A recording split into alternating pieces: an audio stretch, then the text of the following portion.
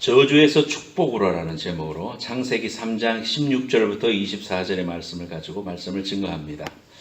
한 여자분이 있었어요. 키가 너무 커도 야단이죠. 시집가려면 너무 커도 안 되고 너무 작아도 안 되는데 너무 커서 2m가 됐어요. 2m가 되니까 이제 손도 봐야 되는데 너무너무 힘들어가지고 이분이 도사님을 찾아갔어요.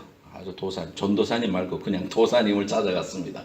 도사님 찾아가가지고 도사님 제가 어떻게 하면 키 작게 할 수 있어요? 알약을 하나 주면서 이거 먹고 잠잘 때 꿈이 꿔질 겁니다. 꿈속에 난장이가 나타나면 나와 결혼해 주세요 이렇게 소리 질러요. 그러면은 난장이가 싫어 그러면은 줄어들 겁니다. 그래서 정말 알약을 먹었더니 밤에 나타나더라는 거예요. 그래서 난장이한테 나와 결혼해 주세요 하니까 난장이가 싫어 그랬어요. 그러니까 깨보니까 10cm가 작아졌어요. 그 다음날도 꿈을 꿨는데 또 싫어 해서 10cm가 작아졌어요. 이제는 170cm만 되면 좋겠다. 요즘은 170은 돼야지. 그렇게 해가지고 또 꿈을 꿨는데 난쟁이한테도 또 말했습니다. 저와 결혼해 주세요. 그랬더니 난쟁이가 얼굴을 탁 찡그리면서 싫어 정말 싫단 말이야. 그래서 완전히 난쟁이가 돼버렸어요. 우리 인생들이 하나님을 모르는 사람들이 너무나 많습니다. 우리 선교사님 그랬죠. 전도했는데 예수님을 두기 싫어한다 그랬는데 저희들이 대학 다닐 때만 해도요. 캠퍼스 안에 클럽들이 많았어요. 동아리, 한국말로 동아리라고 그러죠. 그래서 서클에 가입을 많이 했습니다. 저는 CCC에 가입을 했었고 또 여러 가지 했습니다. 근데 요즘은 서울대 내에도 기독학생회 건물도 없어지고 방도 없어지고 그래요.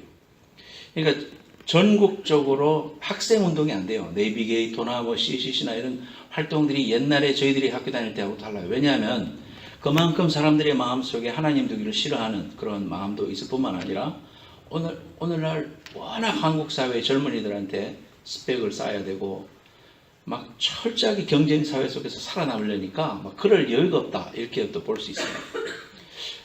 참 이런 시대에 살고 있습니다. 여러분들이 예수를 믿어라 그러면 너나 잘 믿어라 그런 이야기 듣고요.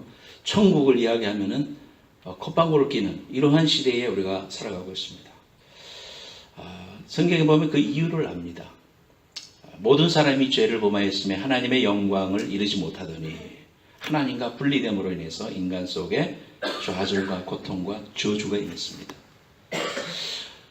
오늘 성경 말씀에 보면 창세기 3장 16절부터 24절의 말씀에 보면 에덴 동산에서 쫓겨나는 아담과 하와의 이야기가 나옵니다. 우리 인생이 저주받고 하나님으로부터 쫓겨났다. 그로 말미암아 우리에게 온 많은 고통과 저주가 있습니다. 구체적으로 살펴보자면 첫 번째는 선악과를 따먹은 이후에 인간에게는 어떤 저주가 왔느냐. 그것은 에덴 동산에서 쫓겨나는 것을 말합니다. 에덴 동산에서 쫓겨났다는 말은 하나님과 분리됐다는 말입니다. 하나님과의 관계가 끊어졌다는 겁니다. 여러분 결혼한 사람들 부부싸움하고 아내하고 대화를 안 하는 그런 경험들이 혹시 있을지 모르겠습니다. 그렇지만 그럴 때 가장 힘든 게 뭡니까? 한 집에 살면서 대화 안 하는 거, 서로 말 안 하는 거, 밥은 차려주더라도 말을 안 하고 쪽지로 쓰고 말이죠. 그런 이제 일들이 있잖아요. 그럴 때 참 괴로워요. 그럴 때 우리 예수 믿는 남자들은 적어도 하나님을 아는 사람이니까 머리에 헤드가 되는 남자들이 먼저 말 걸고 미안하다고 말해야 됩니다. 아시겠습니까? 당연히 그런 겁니까? 당연히 그런 겁니다. 그래서 내가 미안해 그렇게 해야 됩니다. 그래서 그런 일들의 주도권을 남자가 져야지. 남자가 째째하게 말이지 그 거리에 대해서 끝까지 말 안 하고 일주일 동안 말 안 하고 독하게 하고 그러면은요 그 가정에 행복이 없는 거예요. 가정에 하나님이 질서를 세워주신 그 방법대로 우리가 살아가면 되는 거예요. 먼저 어제 언제 아시겠습니까? 아멘. 할렐루야. 아멘 좀 해봐요. 아멘. 예, 아멘. 관계가 단절되는 것처럼 괴로운 일이 없거든요. 그래서 하나님과 관계가 단절되니까 하나님과 대화가 없으니까 인생 속에 뭔가 갈증이 있는데 이 갈증을 어떻게 해결해야 될지 몰라서 사람들은 돈도 취해보고 마약도 취해보고 인기도 취해보고 막 육의 행복을 누려보고 혼의 행복을 누려보지만 인간은 그것만 가지고 행복한 게 아니거든요. 인간은 분명하게 영적인 존재이기 때문에 영적인 존재인데 하나님이신 영과 통하지 않으니까 이게 이유를 몰라요. 사람들은. 우리는 알죠. 그래서 예수 믿으라고 하는 거예요.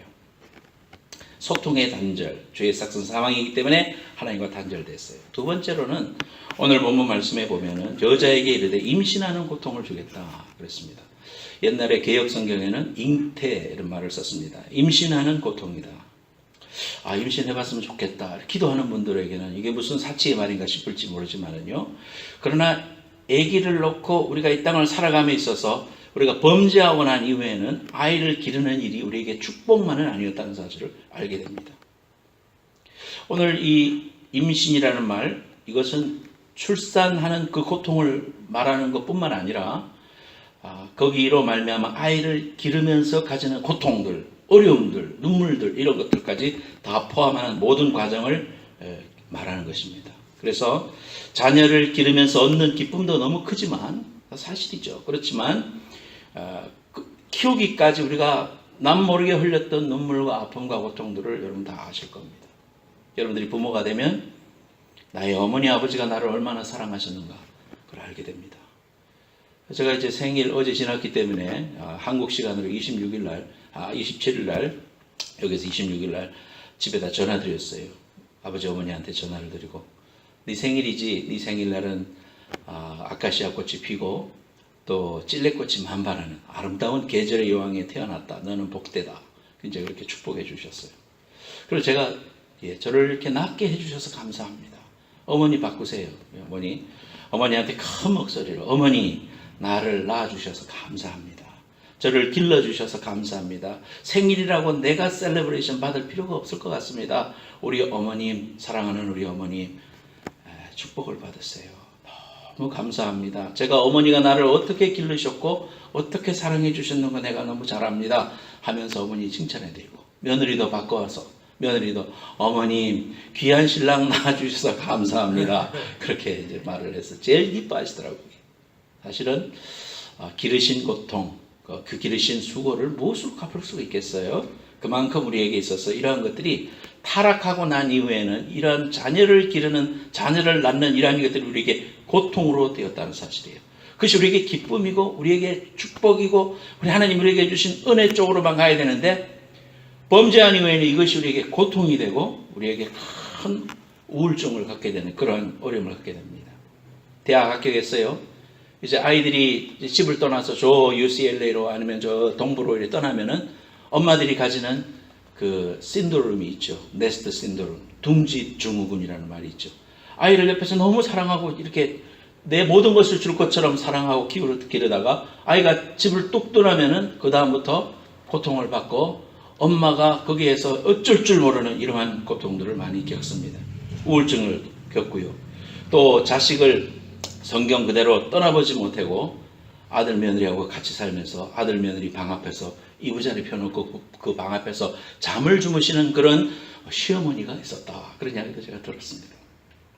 고통으로 어려움을 겪습니다. 이러한 고통을 갖다가 성경에서는 이츠본이라고 합니다. 꼭 일본말 같죠? 이 히브리어입니다. 이츠본, 육체적인 출산의 고통 플러스 기르는 고통, 이걸 말하는 겁니다. 세 번째로는 우리에게 어떤 고통이 왔느냐 하면은 부부 문제에 어려움이 왔습니다. 그런 저주와 고통이 왔습니다. 오늘 본문 말씀 16절 말씀 보세요. 또 여자에게 이르시되 내가 네게 임신하는 고통을 크게 더하리니 네가 수고하고 자식을 낳을 것이며 너는 남편을 원하고 남편은 너를 다스릴 것이니라 하시고, 개역 성경에서는 어떻게 써 있느냐 하면은 이거는 너는 남편을 사모하고 남편은 너를 다스릴지니라 이렇게 말하고 있습니다. 이 말씀을 가만히 보면은 여러분, 아내는 남편을 사랑하고 사모해야 되고 남편은 아내를 잘 다스려야 된다. 그런 긍정적인 메시지를 여러분은 들을 수 있겠지만 성경 원어학자들은 말하기를 이것은 그런 의미가 아니다는 겁니다. 여러분 4장 7절 말씀에 보면은 4장 7절 말씀에 죄가 너를 원하나 너는 죄를 다스릴지니라 그랬습니다. 죄의 소원은 네게 있으나 네가 죄를 다스려라. 그 개역 성경은 그렇게 말하고 있습니다. 그 소원, 사모함 이러한 것들은 원하는 걸 말합니다. 나쁜 의도로 사랑하는 거, 나쁜 의도로 내가 자꾸 이기적으로 원하는 거 이런 걸 갖다가 성경에서는 여기에서 사모하고 원하고 이렇게 표현을 하고 있습니다. desire. 이걸 갖다가 성경에서는 테슈카라고 합니다. 그런 좋은 소원이 아니라 악한 소원을 말합니다. 그래서 개역 성경에서 그렇게 번역하는데 공동 번역에 보니까 잘 번역을 해놨어요. 뭐라고 했냐면은 남편을 마음대로 주무르려고 싶겠지만 도리어 남편의 손아귀에 들리라 이렇게 표현했습니다. 즉 말해서 아내가 남편을 내가 원하는 대로 컨트롤하고 제압하고 내가 원하는 쉐이핑을 만들어서 자꾸 끌고 가려고 하는 그러한 악한 의도. 여러분 부부관계를 하다 보면 그런 게 많이 느껴지죠. 내가 원하는 쪽으로 자꾸 사람을 만들려고 합니다. 근데 성경에서 뭐라고 말하냐면은 사랑하는 사람을 그대로 용납하고 용서하고 받아들이는 것이 사랑이라고 말하는데 우리는 자꾸 내가 원하는 모습으로 왜 당신 이렇게 했어? 왜 이렇게 해야지? 이렇게 했어? 라고 말하는 게 가만히 듣고 보면은요 얼마나 이기적인지 몰라요. 저도 그렇게 말할 때가 너무나 많거든요. 그러니까 이러한 것들은 잘못된 소원입니다. 이러한 그 부부관계에도 보면 남편을 내가 컨트롤하고 내가 원하는 대로 자꾸 만들려고 합니다. 있는 모습 그대로 사랑해줘야 사람은 변하는데 그렇잖아요 여러분. 남편들이 양말을 아무리 빨래통에 넣으라고 100마디 해도 그때 한 50마디 했을 때 하나 넣을지 몰라.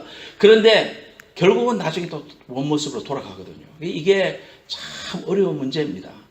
사랑한다면 고쳐야 되는데 그런데 안 되니까 뭐 그게 문제잖아요. 그래서 이게 참 어려운 문제 중에 하나지만 우리 그리스도인들은 있는 모습 그대로 사랑하고 격려하고 당신 같은 사람 없어. 당신 참 훌륭해.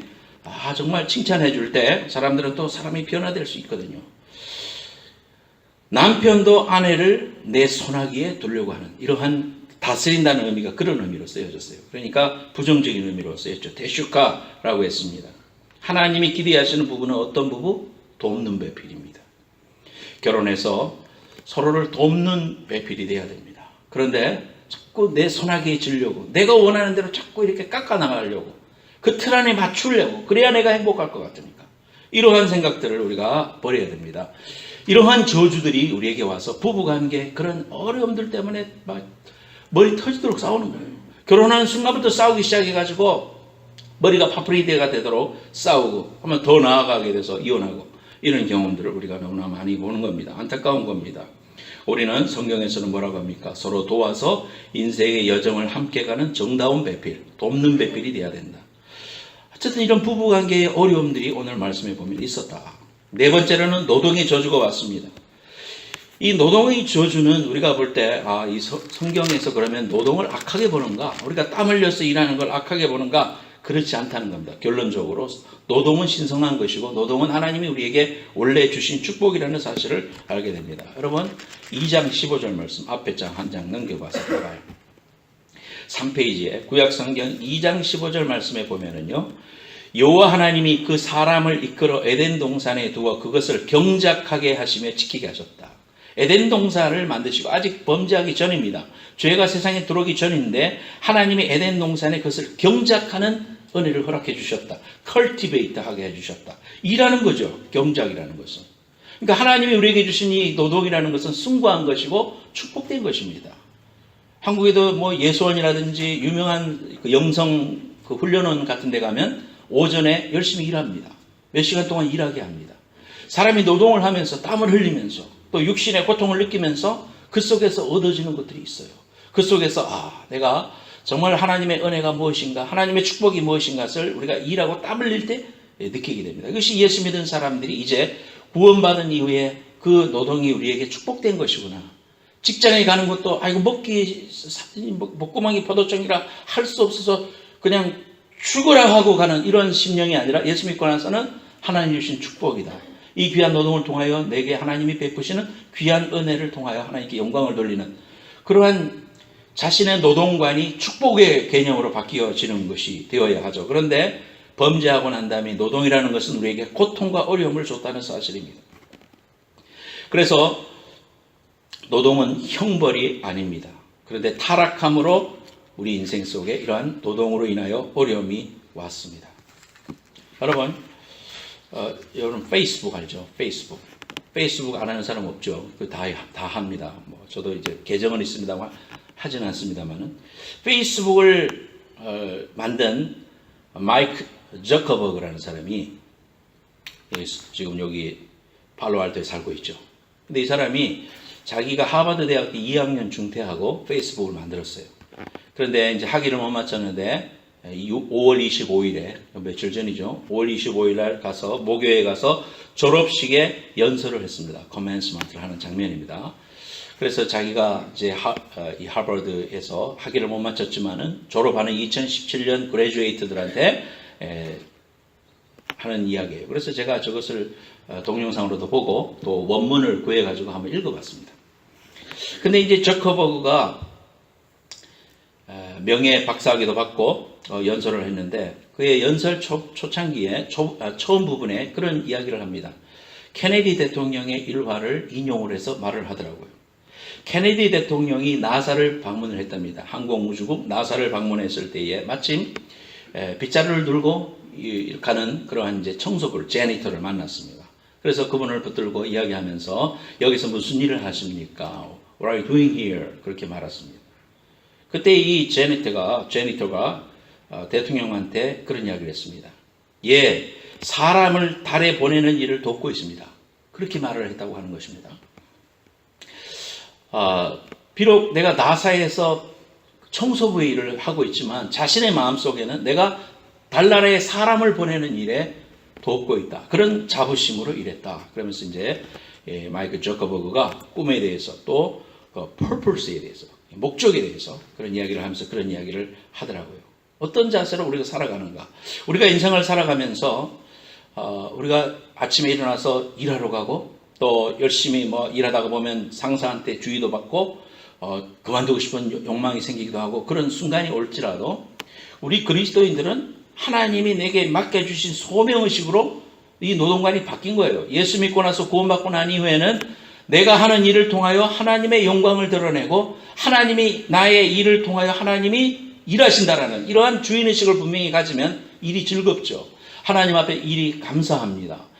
내가 일하러 갈 때도 일하러 가세 또는 그런 노래는 안 할지라도 마음속에 감사하다. 오늘 이렇게 반짝이는 태양을 주시고 이 아름다운 캘리포니아에 살게 하시고 선선한 바람이 불게 하시니 너무 감사합니다. 내가 이곳에서 많이 돈이 많든 적든 일할 수 있는 환경과 건강과 여건을 주셔서 감사합니다. 이 일을 통하여 하나님께 영광을 돌리게 하옵소서. 내가 하나님이 원하시고 기뻐하시는 귀한 일을 잘함으로 사람들에게 하나님이 나의 주인임을 보여주게 하옵소서. 이러한 소명관, 자기의 그런 직업에 대한 분명한 노동에 대한 분명한 가치관을 가지고 살아가는가? 아니면 아유 지겨워 또 가야 되나? 내가 어쩔 수 없이 내가 이런 모욕을 참고 내가 이렇게 일하고 있네. 당장 그만두고 싶지만 여우 같은 마누라하고 토끼 같은 새끼들을 보니 그만둘 수가 없구나 하면서 일하는 사람하고 뭐 차이가 있겠습니까? 똑같은 일을 함에 있어서 예수 그리스도로 구원받은 우리는 하나님의 창조 의도대로 살아야 합니다. 직장에서나 또 가정에서나 감사함과 기뻐함이 우리에게 있어야 됩니다. 하나님의 나라의 선교사로서 일한다. 이러한 분명한 의식이 있는 사람은 즐겁죠. 작은 일을 해도 내가 제니터로서 나사의 마당을 쓸고 있지만은 그러나 나는 사람을 달나라에 보내는 일을 위하여 돕는 일에 내가 쓰임받고 있다는 사실을 그렇게 자부심을 갖고 살아가야 됩니다. 다섯 번째로는 환경의 저주가 왔습니다. 선교사님도 한국 갔다 오더니 미세먼지 문제가 목사님이 장난이 아니에요. 그런 이야기를 했습니다. 저기 사진이 나오는데요. 저게 어디냐 하면은 핸더슨 아일랜드라는 곳입니다. 핸더슨 섬. 남태평양 한가운데 있어요. 그래서 굉장히 먼 곳에 있습니다. 그러니까 사람들이 거기 가지 않아요. 한 10년에 한 번 학자들이 생태계 연구하려고 갑니다. 그런 곳이에요. 사람의 발길이 닿지 않는 곳인데 조만한 쓰레기들이 몰려왔습니다. 4천만 개 이상의 쓰레기가 몰려왔다. 그래서 사진을 찍은 거예요. 그러니까 그 다음 사진 봐봐요. 그 사진, 저런 쓰레기들이 이제 막 몰려왔습니다. 돈 사진. 그래서 개가 자기 집을 플라스틱 통 속에서 저렇게 살아가고 있습니다. 이게 어디서부터 왔는가? 사람들이 바다에서 함부로 버리는 거, 배를 타고 가다가 함부로 바다에다가 던지는 거, 플러스 5,000km나 떨어져 있는 칠레에서 버린 그 쓰레기들이 비를 따라 내려와가지고 떠다니다가 그 멀리 떨어져 있는, 그토록 먼 그러한 4,000마일이나 떨어져 있는 곳에서 저런 그 쓰레기들이 발견되고 있습니다. 이 미세먼지라는 것도 중국의 문제만은 아니죠. 중국과 곁에 있는 한국이 피해를 보시면, 그러나 이런 것들은 편서풍을 타고 계속해서 돌기 때문에 지구인 전체에게 영향을 미치는 것입니다. 하나님이 사람들을 향하여 땅을 정복하라고 했을 때는 환경을 마음대로 해라, 그런 의미가 아니죠. 하나님의 질서대로 잘 다스려라, 그 말이에요. 하나님이 이 땅을 다스리시고 이 땅을 간직하시기를 원하시는 그러한 일을 너희들이 잘 워치아웃하고 그래서 잘 매니지해라, 그런 의미지, 마음대로 아마존의 밀림을 파괴하고 거기에서 많은 농장을 짓고 커피나무를 짓고 그게 아니다 말이에요. 제가 2004년에 캐나다의 밴프에 갔다 왔습니다. 밴프에서 제스퍼까지 가족여행을 하면서 차를 타고 가다 보면 중간에 아이스필드 파크웨이라는 곳이 있어요. 그래서 그 큰 빙하가 지금도 남아 있습니다. 그래서 이제 비지터 센터에서 차를 타고 큰 바퀴가 있는 차를 타고 거기까지 가요. 근데 그 이야기를 들어보니까 옛날에는 그 빙하가 거기에서부터 이 비지터 센터 있는 데까지 빙하가 바로 있었다는 거예요. 근데 차를 타고 지금 막 오랫동안 가야 됩니다. 눈으로 보이지만 거기까지 가려면 굉장히 오래 걸려요.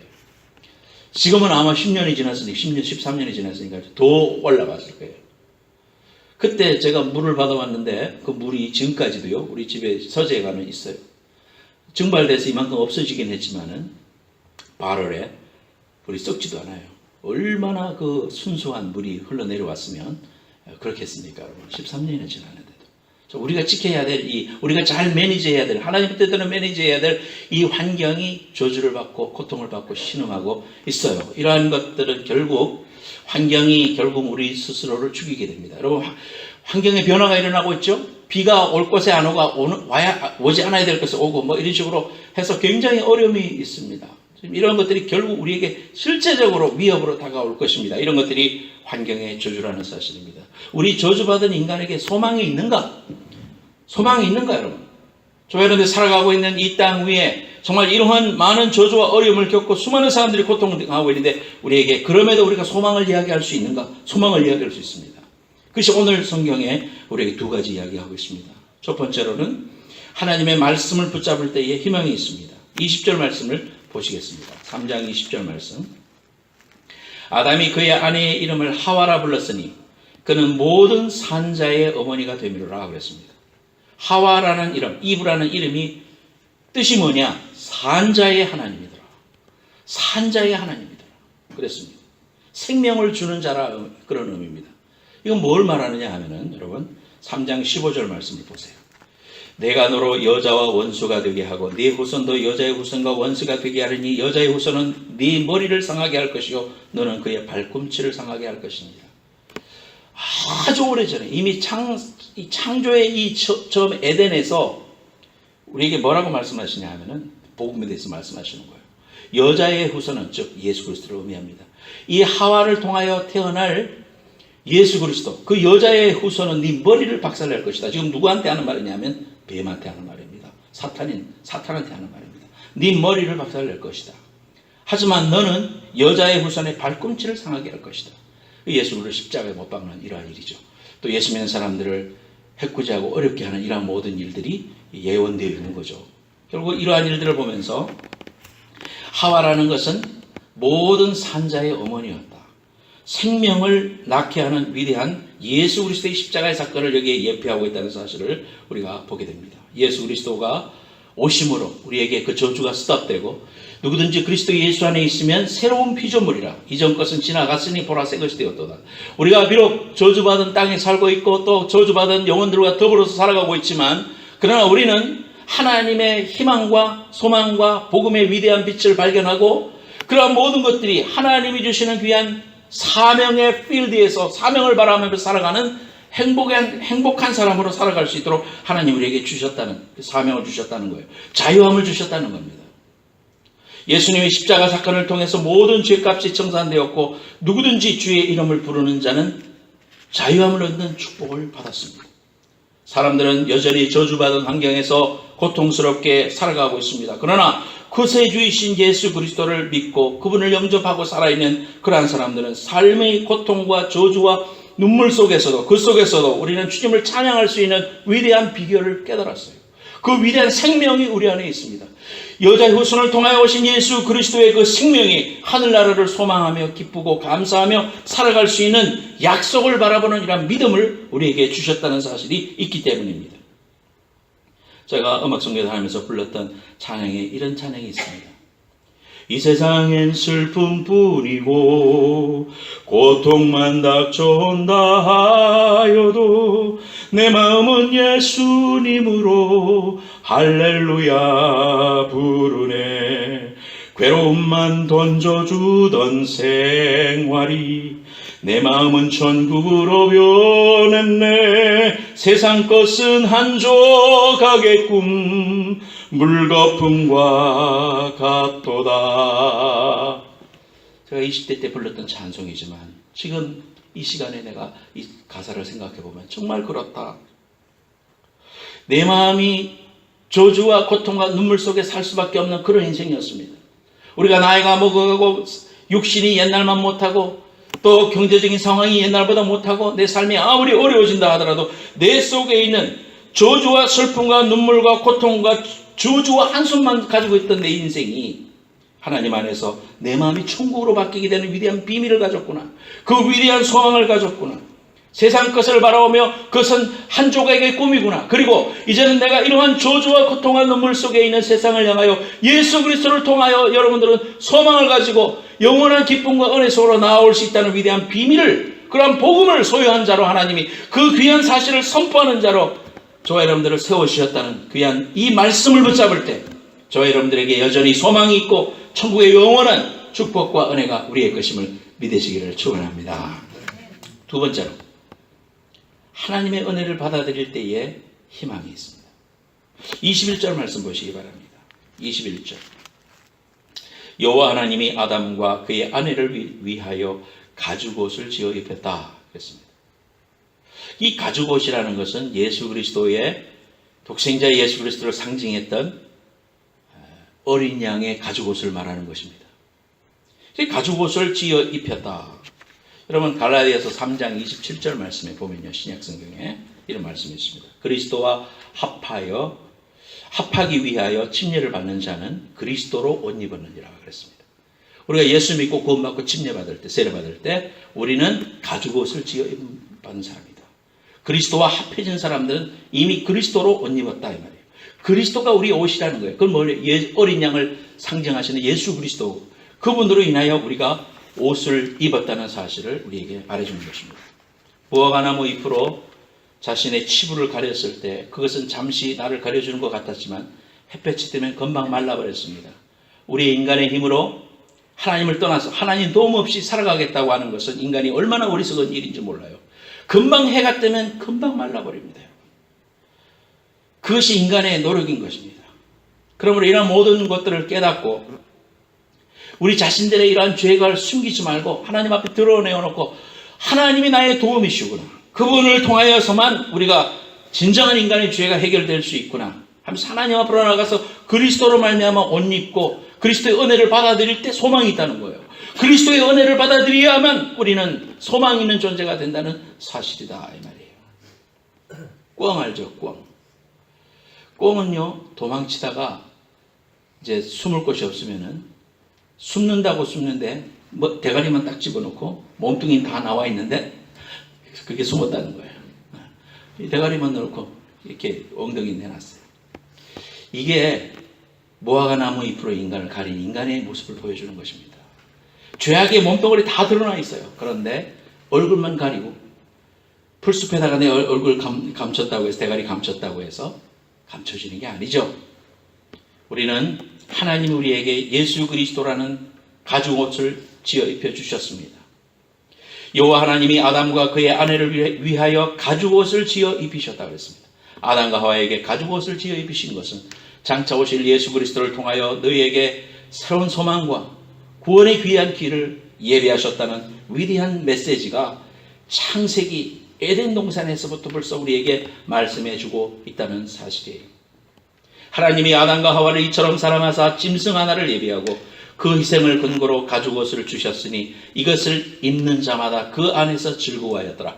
요한복음 3장 16절하고 비슷하지 않습니까? 하나님의 은혜를 받아들여야 됩니다. 여러분, 아직까지도 내 삶의 현장 속에서 이거 놔두세요. 하나님, 이 문제는 내가 해결할게요. 간섭하지 마세요. 하나님 뭐 그런 것까지 간섭하시려고 그래요? 하나님 뭐 바쁘지 않으세요? 사람들이 수없이 기도하는데 하나님 나한테까지 그렇게까지 간섭할 거 뭐 있어요?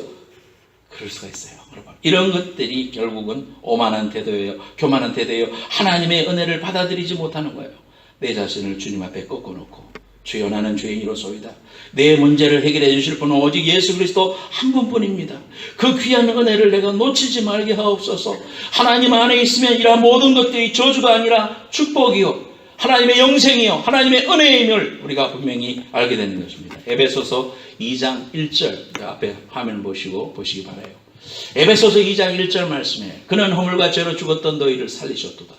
그때 너희는 그 가운데서 행하여 이 세상 풍조를 따르고 공중의 권세 잡은 자를 따랐으나 곧 지금 불순종의 아들들 가운데서 역사하는 영이라. 전에는 우리가 그 가운데서 모든 육체의 욕심을 따라 지내며 육체의 마음이 원하는 것을 하여 다른 이들과 같이 본질상 진노의 자녀였습니다. 소망이 없는 사람입니다. 지금도 예수 안에 있지 못하는 사람들은 본질상 진노의 자녀라는 거예요. 여러분, 예수 안 믿고 지금 뭐 세상에서 자신을 자랑하고 건강을 자랑하고 가진 것을 자랑하고 집을 자랑하고 자기의 이름을 자랑하고 학교를 자랑하는 거 부지런한 짓이에요. 진노의 자녀입니다. 여러분, 그런 것 가지고 부러워할 바가 하나도 없어요. 우리 안에 영생을 주신 하나님의 그 귀한 긍휼에 풍성하신 하나님이, 4절에 보니까 긍휼이 풍성하신 하나님이 우리를 사랑하신 그 큰 사랑을 인하여 허물로 죽은 우리를 그리스도와 함께 살리셨고 너희는 은혜로 구원을 받은 것이다. 2장 8절 말씀, 중요한 말씀입니다. 그 다음 페이지에 보면 2장 8절 말씀 같이 한번 2장 8절만 읽어보겠습니다. 시작. 너희는 그 은혜에 의하여 믿음으로 말미암아 구원을 얻었나니 이것은 너희에게서 난 것이 아니요 하나님의 선물이라. 본질상 죽어야 되는데 우리를 하나님이 예수 그리스도의 가죽옷으로 살려주셨어요. 예수 그리스도가 십자가에 죽으시며 그분이 고통을 다 당하시고 저주를 다 당하시고 피를 다 흘리시고 우리가 해야 될 일 다 하셨어요. 그런데 우리는 그 사랑을 받아들이기만 하면 돼요. 우리가 이 세상에서 공로의식으로 살고 있기 때문에 어떻게 그런 일이 있을 수가 있을까? 나는 아무것도 한 일이 없는데, 나는 죄인인데, 나는 천국 가려면 적어도 이런 거 해야 되나? 그런 우리의 의식 속에 아니다. 내가 모든 것을 다 했다. 내가 가죽옷을 지어 입혔다. 너는 내 것이라고 말씀하시는 그 은혜를 받아들일 때 인류에게는 소망이 있는 거예요. 우리에게 주어진 모든 저주라고 하는 것들이 하나님이 주신 축복으로 변화되고 영원한 소망, 예수 그리스도의 다시 오심을 소망하고 오늘도 기쁘게 살아갈 수 있는 귀한 은혜가 우리에게 있다는 사실이에요. 사랑하는 여러분, 파나마에서 가난한 어촌에서 자랐던 한 소년이 있습니다. 미국 메이저리그의 최고의 그 마무리 투수로 이름을 날리게 된 사람, 사진 보여주세요. 마리아노 리베라. 미국 메이저리그 사상 최고의 마무리 투수로 속하고 뉴욕 양키스에서 얼마 전에 은퇴했죠. 그의 자서전에서 그의 신앙을 고백합니다. 어릴 때 가난한 어부의 아들로 자라나서 늘 몸에 생선 비린내가 났대요. 그래서 친구들이 놀리니까 그냥 친구들하고 싸우다가 고등학교 퇴학을 당합니다. 그래서 밤낮 술 먹고 방탕한 삶을 살 수밖에 없었어요. 저주받은 삶밖에 살 수가 없었어요. 어느 날 평소처럼 야구 게임을 하고 있는데 마침 뉴욕 양키스에 스카우트하러 온 분이 눈에 띄어서 1990년에 2월 달에 $2,000의 계약금으로 마이너리그에 들어가게 됩니다. 그 당시 환율로 160만 원. 미국에 계약을 하고 들어가는데요. 시즌을 마치고 잠시 고향으로 돌아왔을 때에 예배드리다가 성령의 은혜를 체험합니다. 목사님이 말씀하셨습니다. 아직 자신의 구원자로서 예수님을 받아들이지 못한 자가 있습니까? 라고 말했을 때 오랫동안 교회를 왔다 갔다 하지만 예수님을 직접 만나지 못했던 이 마리아노가 그때 성령의 귀한 체험을 합니다. 1, 2분이나 지났을까 내 마음이 열리고 하나님 말씀이 따뜻하고 부드럽게 느껴졌습니다. 성령께서 다정하게 나를 휘감고 내 마음을 오르만짐을 알 수 있었습니다. 아들아 내게 오너라. 이 같은 체험을 한 후에 이 사람의 삶은 달라집니다. 메이저 선수들은 비행기 타고 가지만 마이너 선수들은 7시간, 8시간씩 버스를 타고 가요. 아무도 케어해 주지 않아요. 천대꾸러기입니다. 그런데 자신이 성령 체험하고 난 이후에는 그럼에도 불구하고 마음속에 감사가 생기기 시작했습니다. 하는 일에 대해서 불평했던 사람이 감사로 바뀌기 시작했어요. 그러고 나서 92년 시즌에 팔꿈치 부상을 받고 수술을 했는데도 그런데도 감사가 나오는 거예요. 자기의 아내가 수두에 전염이 돼서 임신 중절을 해야 됐는데도 감사가 나왔다는 겁니다. 근데 그 아이를 낳았는데도 결국은 그런 위기 속에서도 계속해서 아이를 낳았는데 아이가 건강하게 태어나게 되었다. 그리고 말씀을 읽고 기도하고 하나님 앞에 성령 충만한 삶을 살아가게 되었다고 합니다. 하나님께서 그를 붙들어 주셔서 95년에 메이저리그로 올라가고 그 이후로 여러분이 잘 알다시피 저분 다 알죠. 우리가 연봉 $2,000에서 마지막에 $1,500만 엄청난 물질적으로도 복을 받았을 뿐만 아니라 리베라는 19년 동안 양키스 선수로서 팀을 위해서 얼마나 많은 마무리를 했습니까? 우리가 잘 알잖아요. 저번에 나와서 결정적인 순간마다 월드 시리즈에서 그 팀을 이기게 하는 걸 우리가 여러 번 봤습니다. 이 자책점 최하 0.7 그리고 그의 번호 42번인데 영구 결번하기로 결정을 했어요. 유명한 선수가 있으면 그 번호를 아예 다른 사람이 못하도록 결번을 만들어 버립니다. 이 사람은 은퇴하고 난 이후에 리베라 재단을 통해서 무너져가는 교회들을 다시 세우는 일과 아동 교육을 위하여 열심히 사역하고 있다고 고백합니다. 19시즌 동안에 하나님께서는 내가 뉴욕 양키스에서 프로야구 선수로 뛸 수 있도록 은혜를 베풀어 주셨다. 이제 나는 소명을 갖게 되었다. 하나님께 영광을 돌리고 주님을 찬송하고 그분을 간구하고 그의 은혜로움과 평화, 자비를 경험하는 원하는 이들에게 경이로움을 보여주는 게 바로 그것이다. 팀을 구원하는 마무리 투수에서 영혼을 구원하는 사람으로 하나님과 함께라면 모든 것이 가능하다. 여러분, 우리의 삶에 어려움과 고통이 있을지라도 하나님은 나를 회복시키시고 나를 통하여 사명의 사람으로 만드시기를 원하는 거예요.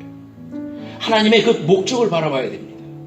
내가 비록 지금 나사에서 빗자루로 씌우고 있을지라도 자신의 마음속에는 사람을 달에 보내는 나사의 일원으로 일하고 있다는 그런 확신을 가지고 사는 사람은 그의 삶이 즐거울 겁니다. 저와 여러분들이 예수 믿고 구원받았어요. 이제 여러분들에게 주어지는 모든 일을 감사하세요. 그리고 내가 저주한 인생이 아니고 축복의 인생으로 바뀌었구나. 예수 그리스도의 가죽 옷을 지어 입음 받았구나. 그분이 나와 함께 세상 끝날까지 내와 함께 있겠다고 약속해 주셨구나. 이 약속 꼭 의지하고 주님의 그 귀한 은혜의 축복을 붙잡는 저와 여러분들 되시길 예수님으로 축원합니다. 기도하겠습니다. 하나님, 오늘도 이 귀한 말씀 들었습니다. 우리의 삶에 적용합니다. 하나님, 어떤 상황에 있든지 하늘나라의 사명자로서 큰 사명감과 자부심으로 살아가게 하시고 기쁨과 감사와 소명이 넘치는 우리의 삶이 될 수 있도록 축복하여 주옵소서. 이제는 저주가 아니라 내게 있는 모든 일들은 축복이며 하나님의 은혜인 것을 알고 그 은혜를 다 받아들이는 주님의 귀한 백성, 나의 삶의 전부를 간섭하시는 하나님께 나를 맡겨드리는 주의 백성들 되게 하여 주옵소서. 예수님의 이름으로 기도하옵나이다.